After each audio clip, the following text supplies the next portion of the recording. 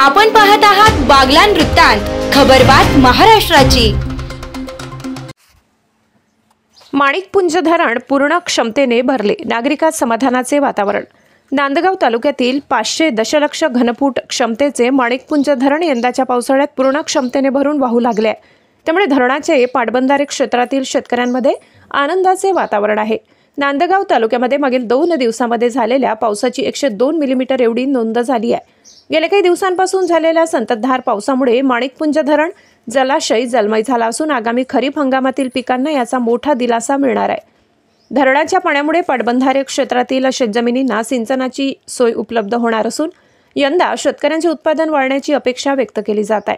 नांदगाव तालुक्यातील शाकंभरी नदी देखील आता भरून पूर पाण्याने वाहत आहे। शाकंभरी नदीवरील देखील सर्व लहान मोठे बंधारे व धरणे तुडुंब भरून संग्रहात आहेत। त्यामुळे आता नांदगावकरांना तुर्तास तरी पाण्याचा प्रश्न निकाली लागला।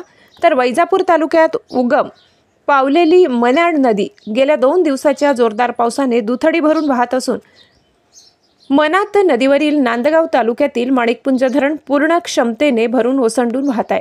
धरण परिसरात पाण्याची पातळी वाढल्याने पर्यटन प्रेमींनाही आकर्षण वाटू लागले आहे। दरम्यान पाण्याचा अपव्यय टाळून त्याचा नियोजनबद्ध वापर करण्याचे आवाहन प्रशासनाकडून करण्यात आले।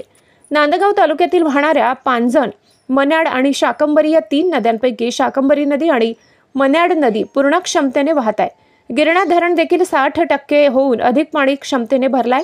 नाग्या स्वातंत्र्य धरण देखील 50% भरत आलेला आहे। पावसाने जर कृपादृष्टी कायम ठेवली तर या धरणावरती आणि नद्यांवरती पूर पाणी होऊ शकेल अशी शक्यता जाणकार व्यक्त करतात।